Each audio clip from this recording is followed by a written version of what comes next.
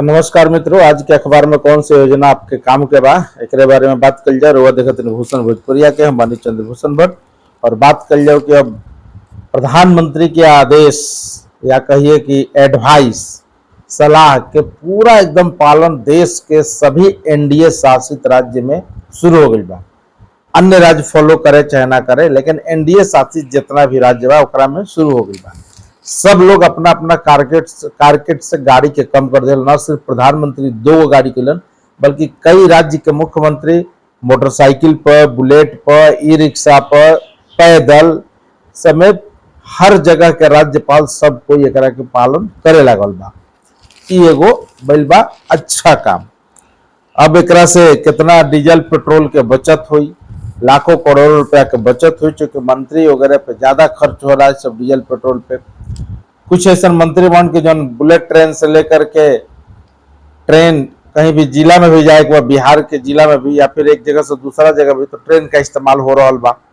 एगो मंत्री तो 3 गो मंत्री एक कार में बैठ के न्योता पैगानी इस सब में जाए लगलन, जितना लगन के मौसम में। तो ये सब कुछ फॉलो हो गई बा, लेकिन एकरा से कितना फायदा मिली और कितना हमनी के देश के बचा सकी नजा, ये भी एगो बड़ी बात बा। तो प्रधानमंत्री के आदेश के और प्रधानमंत्री के अपील के असर तो होला। पिछला दिन वैसे ही अपील भइल रहे तो ताली लोग बजावल, थाली बजावल कोरोना में, जौन जौन प्रधानमंत्री कहलस तौन तौन कही। प्रधानमंत्री जी के हर आदेश के पालन भारत के लोग कैल बा, चूंकि उनकर काम करे के स्टाइल और उनकर स्टाइल से देश कितना आगे बढ़ रहा बा, लोगों को देख रहा है, ऐसे लोग उस सब बात के मानेला। और जे रहल मन ले, पंडित जवाहरलाल नेहरू के भी लोग बात मान ले रहे, इंदिरा गांधी के भी बात मान ले रहे, तो इनको बात मानते हैं, कोई शक नहीं है। एक बार कहम कि जकर गैस के सब्सिडी जो सक्षम बा छोड़ दे तो 1 करोड़ लोग छोड़ ले रहे, जो देश के भूले के ना चाहिए। अब बिहार में योजना का बा, बिहार में भव्या एक ऐप है जो ना से अस्पताल में रजिस्ट्रेशन होला दिखावे खातिर। अब वही ऐप से ऑनलाइन मॉनिटरिंग भी हुई, कहाँ डॉक्टर बा, कहाँ दवाई बा, कहाँ बेड खाली बा, कहाँ नर्स स्टाफ नहीं, कहाँ डॉक्टर निकन पहुंचल, हॉस्पिटल के का स्थिति बा, तमाम मुद्दों पर, तमाम चीजों पर भव्य ऐप से निगरानी मॉनिटरिंग की जाई। कंट्रोल कमांड जो सेंटर बा ओकरा में जाकर के सचिवालय में जो स्थापित बा, जाकर के शिक्षा मंत्री निशांत कुमार सब कुछ के पूरा डिटेल ब्यौरा समीक्षा सब कुछ के लिए बढ़ा। तो ये डिजिटल रूप से हो तो जितना भी कहीं खाली बेड बा में से लेकर तो ओकरो पता चली, और साथ साथ इलाज भी समुचित और बेहतर हुई। कहीं दवाई की कमी बा तो ओकरो बारे में पता चली। एकरा साथ बाढ़ प्रभावित जो इलाका बा वो इलाका में नाव पर अस्पताल चलाए के भी व्यवस्था बा, ताकि लोगों को किसी तरह से दिक्कत ना होके। इस बार मानसून के सीजन में 5 करोड़ पौधा लगावे के सरकार के लक्ष्य बा। पौधा तो हर साल लागेला, हर साल पैसे के बंदरबाट होला, लेकिन पौधा हमेशा खड़ा रहे, जीवित रहे, ये महत्वपूर्ण बात बा। एकरा के देखे के भी जरूरत बा। दरभंगा एम्स के निर्माण काम तेजी से करे के आदेश स्वास्थ्य सचिव जो स्वास्थ्य विभाग के प्रधान सचिव कुमार रवि दरभंगा पहुंच के पूरा एकरा के समीक्षा बैठक करके निर्देश दिलवा 2028 तक एम्स बन के तैयार हो जाए। ये पूरा मॉनिटरिंग एकरा के फैल बा। डीओ जिला शिक्षा पदाधिकारी अब हर महीना 11 सरकारी विद्यालय के मॉनिटरिंग करियन कि सरकारी विद्यालय के समुचित व्यवस्था का बा, सुविधा का बा, संसाधन का बा, टीचर समय पर आने कि ना, पढ़ाई होता है कि ना, ये तमाम मुद्दों पर बातचीत और तमाम मुद्दों की समीक्षा करके और मुख्यालय तक रिपोर्ट आई सचिवालय तक, तब जाके ओकरा पे प्रारूप कार्य योजना कुछ लापरवाही बा तो एकरा में सब कुछ कल गई। मुजफ्फरपुर और किशनगंज में डालमिया के 2 गो फैक्ट्री लगी, चूंकि डालमिया अभी तक जो डेहरी हमनी के पास, हमनी के गांव के पास में जो डेहरी ऑनसोन के पास में जो डालमिया बा, वो डालमिया के अभी तक शुरू नहीं कल गई, डालमिया नगर कारखाना के। लेकिन अब मुजफ्फरपुर और किशनगंज में डालमिया नगर के फैक्ट्री लगावे खातिर और चूंकि 1244 एकड़ जमीन बा, उस सब जमीन के यूटिलाइज करे के बाद सम्राट चौधरी बार बार हर मंच से कह रहा बानी कि हमारा कोई तरीका से एजा 5 लाख मिलियन के इकोनॉमी खड़ा करे के बा, और टारगेट भी सरकार ले ले बा। तो ओकरे बारे में काम हो रहा बा नवंबर तक ही। तो ओकरे बारे में लगातार 16 परियोजना के स्टेज 1 में क्लियरेंस प्रदान कल गई बा, जबकि 86 करोड़ के वित्तीय योजना को स्वीकृति भी दियल गई बा। तो बैठक में ये सब चर्चा भइल बा बात के। राजस्व कर्मचारी प्रतिदिन 6 घंटे से अधिक काम करियन, जितना दाखिल खारिज बा सब के समस्या का समाधान करावे बा। अब मंत्री जी खुद मंत्रिमंडल के बैठक में विभाग के एजेंडा रखें। पहले होते रहे कि प्रधान सचिव, मुख्य सचिव ये लोग एजेंडा रखत रहे डेवलपमेंट के, लेकिन अब मंत्री खुद रखिए। सम्राट चौधरी माननीय मुख्यमंत्री के निर्देश बा कि खुद मंत्री एजेंडा एजेंडा विभाग से बन के, लेकिन मंत्री मंत्रिमंडल में रखिए, तब ओकरा पर बातचीत हुई, विमर्श हुई, ओकरा के पास कल जाई। ऐसा ना कि अब बहुत दिन से जन प्रथा चला उतार ओकरा के हटाल भी। यही तो बीजेपी सरकार है। भाजपा सरकार आवेला तो कुछ ना कुछ बदलाव जरूर होला। तो यह सब बदलाव हो रहा बा। जल निकासी के लिए जिला से अनुमंडल स्तर तक निरीक्षण के टीम बनवा, मेन हॉल एक भी खुला न रहे। लगातार सारा मंत्री अपना अपन विभाग में बैठ के कार्य की समीक्षा से लेके कार्य कैसे बेहतर हो और कैसे बिहार को तेजी से आगे बढ़ल, जरा पर पूरा फोकस बढ़ुए। एआई डिजिटल गवर्नेंस पर बिहार के फोकस बढ़ुए। एआई के साथ साथ डिजिटली रूप से सब विभाग के मॉनिटर कर जाओ और डिजिटली रूप से प्रोग्रेस भी कर जाओ, जिनसे सरकार के फोकस में तेजी से काम हो सके। संघ के भी मांग कर कि कर्मचारी के हर शनिवार की सुनवाई हुई, जन ग्राम कचहरी के बाद शिक्षा व्यवस्था को सुदृढ़ करके मिथिलेश तिवारी तो काफी चर्चा मांग। आज सम्राट चौधरी जब पैदल चल दिला तो आज ई रिक्शा से ऑफिस। यह बात बा। बिहार में इलेक्ट्रिक वाहन संशोधन नीति 2026 आ गई बा। महिलाओं के 1 लाख रुपया चरपहिया गाड़ी खरीदे पर, मोटरसाइकिल खरीदे पर 12,000, 3 पहिया माल वाहक खरीदे पर 50,000, अनुसूचित जाति के 60,000, ST SC के और मोटरसाइकिल करके 12,000 रुपया। तो ये बढ़ू एक पर अब तेजी से अमल भी शुरू हो रहा बा। जे भी लोग खरीदी तो मिली, पहले खरीदला पर तो कुछ मिलत ना रहे, कम से कम अब मिली तो सही। बेगूसराय, मुंगेर, भागलपुर के विकसित कल जाए एयरपोर्ट। सम्राट चौधरी कल CISF के हवाले दरभंगा एयरपोर्ट का दून। दरभंगा एयरपोर्ट के कल वहाँ समीक्षा बोल रहे गए रहन, पूरा भव्य कार्यक्रम रहे। और दरभंगा एयरपोर्ट का नाम विद्यापति के नाम पर हुई, बाबा विद्यापति एयरपोर्ट। तो ये भी बड़ी बात बा, चूंकि NDA सरकार में हर वो आत्मा के, हर वो परमात्मा के जो बेहतरीन काम कैले बा, ओकरा नाम पर कुछ ना कुछ हो रहा बा, चाहे अटल जी के नाम पे होके, चाहे उनका नाम पे। लेकिन पंडित राजकुमार शुक्ल के भी नाम पर कुछ होके के चाहिए, उनका नाम पर कुछ नहीं हो। ये बात हम माननीय मुख्यमंत्री जी से जरूर कहम। पहले UPA के राज में होते रहे कि सब गांधी खानदान के नाम पर रहते रहे, ये तो नहीं गड़बड़ रहे। तो ओकरा के लेकर के अब थोड़ा सा बदलाव आयल बढ़ गए। जौन मीठापुर में या हार्डिंग पार्क में जौन बन रहा बा, रेलवे महाप्रबंधक के निर्देश के बाद रेलवे जौन हार्डिंग पार्क में टर्मिनल बनता, रेलवे के टर्मिनल, जहाँ वंदे भारत से लेकर तमाम गाड़ियों के धुलाई से लेकर के और जो लोकल ट्रेन बहु जैसे खुले के बढ़ुए, ओकर काम तेजी से चल रहा बा। लेकिन अभी भी काम बहुत सुस्त बा। ओकरा पर GM महाप्रबंधक मीटिंग करके और ओकरा के दौरा करके सब कुछ देख ले बड़ा। सरकारी जमीन पर अगर गरीब के बसे के मालिकाना हक दिहल जाए, लेकिन ओकर 2 शर्त बा। सरकारी जमीन तबे तारा गरीब के मिली जब पहला कि आपके नाम से बिहार में कहीं जमीन ना हो, नंबर 1। दूसरा प्राथमिकता बा कि अगर जमीन आपका कहीं है तो उस जमीन का सरकारी प्रयोजन के लिए उपयोग नहीं हुआ हो, तभी आपको जमीन मिल सकता है। यह 2 पैमाना बढ़। स्कूल प्रबंधन के सख्त निर्देश दिया गया मुख्यमंत्री के द्वारा। स्कूल प्रबंधन न किताब, कॉपी, ड्रेस, जूता, मोजा, जहां से अभिभावक का मन कर गार्जियन वजह से ले। स्कूल में फी के बढ़ोतरी बेतहासा ना होके, डेवलपमेंट फी के नाम पे पैसा वसूलल जाला। एक क्लास तो दूसरा क्लास में जाकर वसूलल जाला, हालांकि ऊपर लगाम नहीं लगा। अगर पटना में DAV के बात करब, जहां तक हमार जानकारी बा, जो जानकारी बा हुए बात बोलता नहीं, हालांकि हर स्कूल में कमो बेश ऐसा ही बा। DAV 5वां क्लास में लड़का पास कर 6वां में जा रहा बा तो ओकरा नाम पर 15 से 20 हजार रुपया वसूलल जा रहा।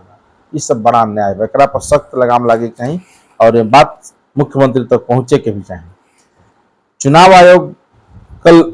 आयुक्त की नियुक्ति के संबंधी कल वहां पे सुप्रीम कोर्ट में सुनवाई भइल बा। सुनवाई में बहुए कि सुप्रीम कोर्ट बड़ा सख्त टिप्पणी सरकार पर भी कैले बा।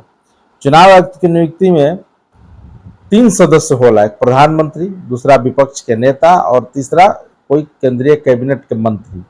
पहले रहे कि तीसरा केंद्रीय कैबिनेट के मंत्री की जगह कोई सेवानिवृत्त जज या फिर सुप्रीम कोर्ट के जज कोई रहे, लेकिन ओकरा के सरकार हटा दिलस और हटा के अपन कानून बना करके और केंद्रीय कैबिनेट के कोई मंत्री को हमें रखल। तो प्रधानमंत्री के बात के कोई केंद्रीय कैबिनेट के मंत्री कैसे काट सकेला, उसका हिम्मत कहाँ बा। तो हमें सुप्रीम कोर्ट पूछे कि जब प्रधानमंत्री कोई किसी व्यक्ति का नाम आगे करते हैं चुनाव आयुक्त के लिए और विपक्ष के नेता ओकरा से सहमत नहीं खन, तो तीसरा आदमी जो उन्हीं के केंद्रीय कैबिनेट का मंत्री है वो कैसे प्रधानमंत्री से अलग जा सकता है। तो ये पारदर्शिता कहाँ हुई।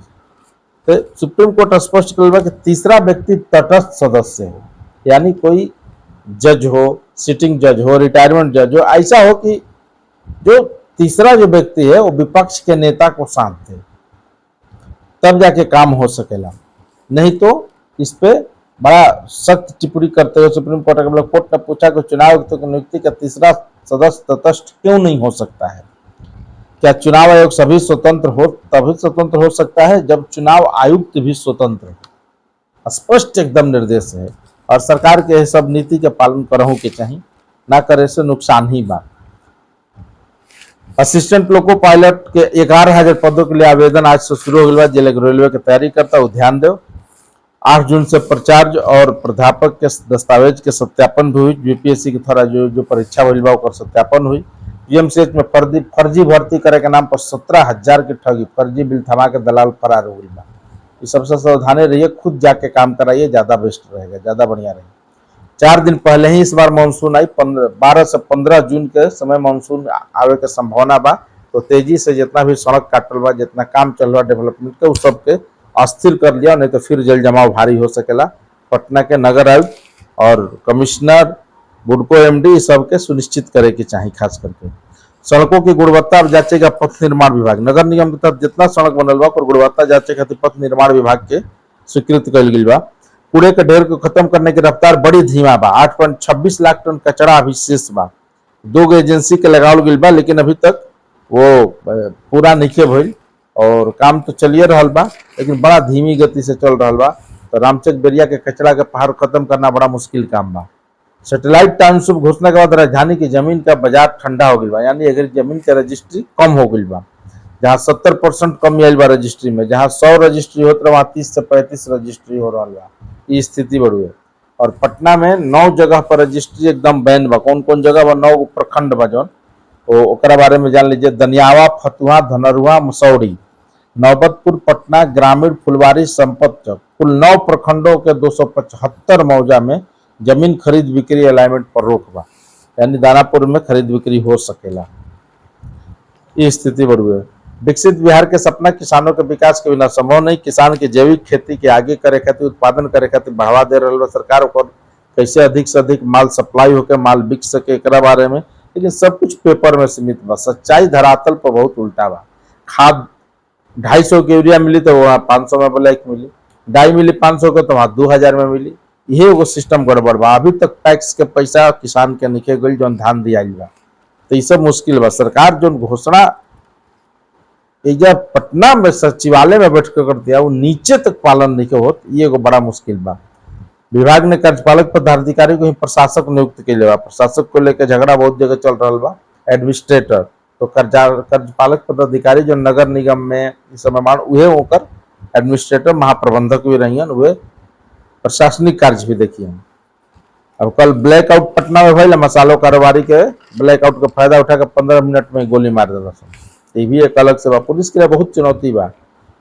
अब जहानाबाद के विधायक राहुल जी हैं, उनके भाई का चैन सुबह सुबह टहलते हुए लोग छीन लेल बा अपराधी थे। ये सब चुनौती बा। बिहार पुलिस हर पोस्ट पे नजर रखती है। 850 भड़काऊ पोस्ट के चिन्हित कल गई बा, जो विवाद फैला सकेला, जो बिहार में लड़ा सकेला आपस में। भड़काऊ पोस्ट जे लोग करता तो सोशल मीडिया पर नजर बा, ध्यान रखे के बा। और एमएलसी के चुनाव भइल है तो राजद में राजा तरन सेठ के लड़का एबार खड़ा रहन, तो तो हार गलन। सोनू जीत गलन राजद के कैंडिडेट, क्योंकि जौना तरीके से तैयारी करे चाहिए वो तरीके से तैयारी ना भइल, घेराबंदी ना भइल, ओकर ये असर दिखाई देल। तो ये सब अपडेट खबर बा। जो अशोक पेपर मिल में क्षेत्र में लगाए जाएंगे उद्योग, मुख्यमंत्री कहलन। दरभंगा में जो अशोक पेपर मिल के जमीन बा ओकर उद्योग तेजी से लगावल जाए, एक बारे में। चीनी के निर्यात, अब चीनी के सप्लाई बाहर विदेश भेजल बंद कर दिया सितंबर तक, क्योंकि अपना देश में ही संकट हो सकेला। तमाम चीज एक एक कदम फूक फूक के सरकार रख रही है, क्योंकि वैश्विक संकट हावी हो चुकल बा। देश में महंगाई बढ़ चुकल बा, पेट्रोल डीजल के दाम 3 रुपया बढ़ चुकल बा, तो सब चीज पर महंगाई हुई। नीट पेपर मामला में जांच तेज हो गई बा। जो लोग उठौले बा, जो लोग पुलिस सीबीआई जरा के उठौले बा, उनका सब पूछताछ हो रहा बा। आरोप लगा था कि वो बीजेपी के आदमी है, लेकिन आज धर्मेंद्र प्रधान लाइव कॉन्फ्रेंस में बतैलन कि इसमें कोई किसी पार्टी का आदमी नहीं, इसमें जो भी है इसके लिए वो बहुत ही नासूर चीज है और एकरा पर सख्त कार्रवाई करे के बाद सख्त सजा दिलावे के बाद एकरा में कोई कोताही ना हो सकेला। एक घटना आइल बा बड़ा महत्वपूर्ण बड़ुए गोरखपुर से कि दुल्हन परीक्षा देवे जात रहे और एक्सीडेंट कर गई, बाइक से गिर के बेहोश हो गई, ओकर माथा में चोट आ गई। लेकिन तय तारीख पर ओकर शादी रहे, अब हॉस्पिटल में वो भर्ती रहे, लेकिन गाजे बाजे के साथ दरवाजे पर बारात लगल आ हॉस्पिटल में आकर दूल्हा ओकर सिंदूर दान कैलस। तो ई एगो विवाह फिल्म आयल रहे, सेम विवाह के प्रोसेस पे भइल बा। बहुत लोग हॉस्पिटल के अस्पताल के नर्स स्टाफ डॉक्टर देख के दंग रह गए कि देखिए मतलब शादी होके के रहे और लास्ट में परीक्षा भी चलत रहे बीकॉम के पार्ट 3 के, लेकिन अब होला नु भगवान के आगे केहू के चले रहना, आवे में गिर गई तो शादी ना टलल, हॉस्पिटल में ओजा द्वारे बरियात लागल, हॉस्पिटल में आके सिंदूरदान भइल, लेकिन शादी हो गई। तो विवाह फिल्म में ये देखौले बा कि जब भाई आग लाग गई घर में और लड़की अपंग हो गई, एक बावजूद भी शादी भइल, तो ओकर मिसाल सिनेमा के असर तो पड़ेला समाज पर, तो पड़ल बा। दिल्ली के हर विभाग में 2 दिन तक वर्क फ्रॉम होम रही और सब सरकार लगभग कटौती कैले बा, चूंकि मोदी जी के आदेश के टाली भाई, एक तरह से सलाहे वाले लेकिन ओकरा के आदेश मानल जाता। 250 एगो काफिला निकलने रहे, भोपाल के एगो मंत्री राज्य मंत्री दर्जा प्राप्त रहे, उनकर सब वित्तीय अधिकार के सीएम मोहन यादव काट दिलन। डीजल पेट्रोल में 3 रुपया के बढ़ोतरी हुई बा, जवना के असर हर जगह दिख रहा बा और हर उत्पाद पर भी दिखी। तो धन्यवाद, देखते रही, लाइक सब्सक्राइब करते रही।